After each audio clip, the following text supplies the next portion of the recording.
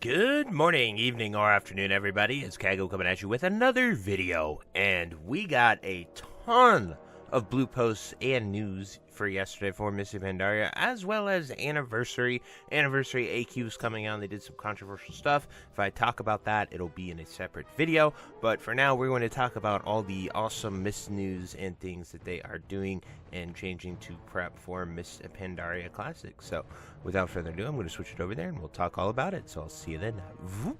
Alrighty, so we're here on the first blue post, and they are doing a MOP beta stress test available to everyone June 18th at 2 p.m. to 4 p.m.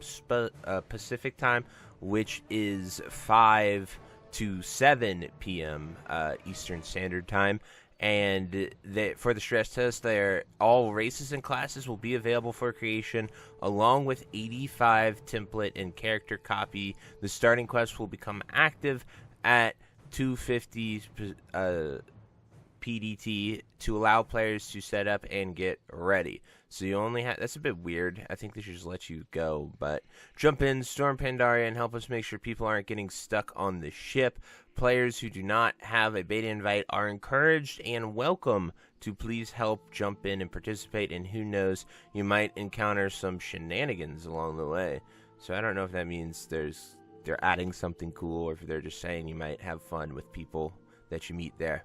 If you encounter any issues during the test, you can submit them to the bug reporting tool in-game. If there are any aspects you'd like to discuss, feel free to post on the Classic discussion forum. So it's no secret, but the beta has been very disconnecting. That's kind of what these people are talking about here in the comments. Is this post world server down fix because that was great this weekend, unable to handle? Just a lot of people talking about their beta server not being able to handle the amount of people that got the beta invite and are logging in, which is very true. I get disconnected there all the time.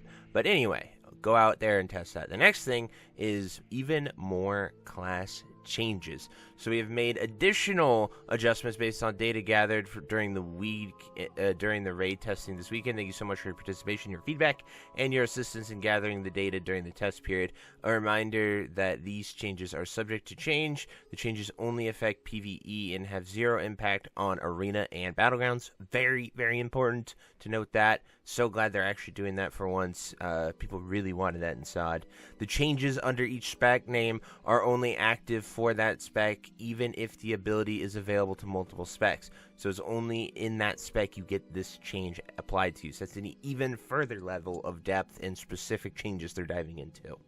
We want to set expectations here. In order to let these changes rest outside of extreme cases, we're not going to do additional adjustments until after our next raid test. So that's really cool to see. So Blood DK Outbreak's base cooldown for Blood Death Knights has been decreased to 30 seconds, was 60. This is new. I really like that. Having played Blood DK yesterday, I like that change a lot. Frost Howling Blast damage to targets around when the primary target has been increased to 65% of the damage dealt was 50. That is a 5.2 revert. The new stuff, Force of Nature for Balanced Druids had its damage increased by 9.1% to match the Moonkin form adjustment last week. Bear form Guardian Druids now increase all damage you deal by 5%, so bears are just 5% better. Explosive Shot decreased by 7%. This is a 5.4 revert. They saw multiple buffs, so it's just really OP right now, so they wanted to tone it down a little bit. Revival healing decreased by 15%. With our previous buffs, it takes this to being a 22% increase over its original state, a partial 5.5 revert.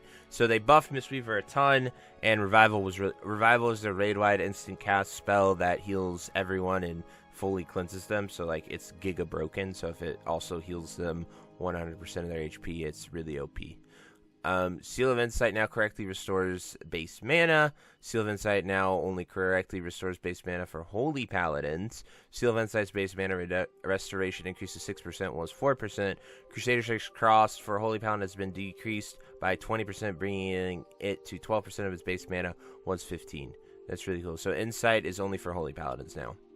Priest, Divine Aegis' healing conversion increased 12.5% effectiveness, taking it to 90%, was 80. This is a 5.5 revert.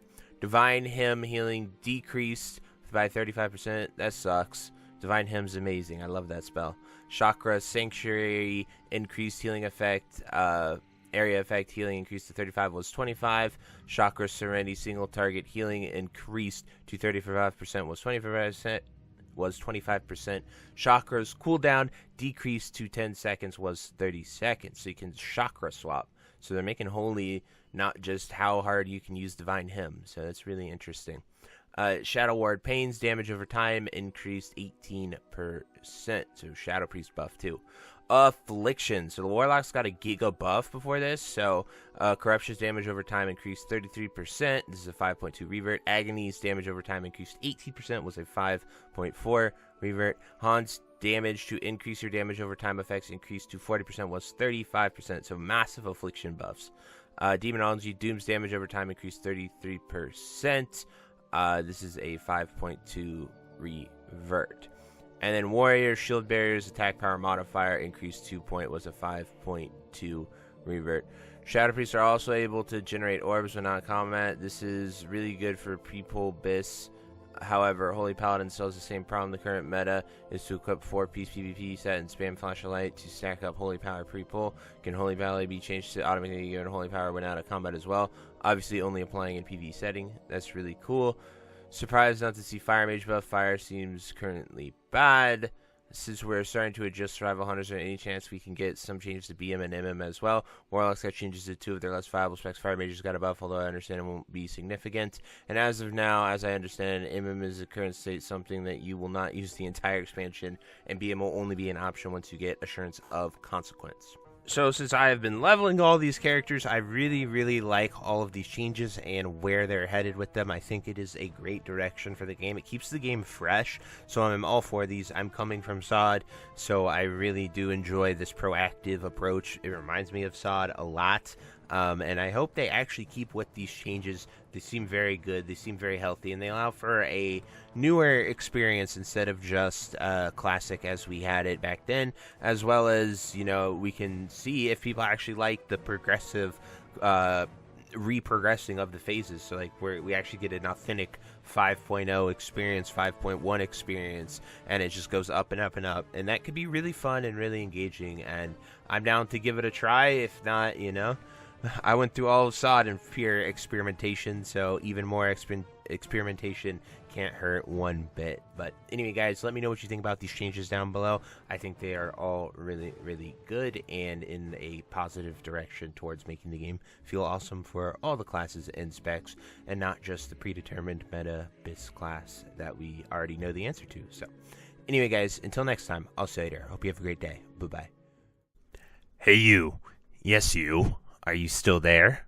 Well, I appreciate you for taking the time to watch this entire video and making it to the end here. If you enjoyed this video, definitely check out the other videos about World of Warcraft listed in these playlists down below. And thank you again. Have a great day. Bye-bye.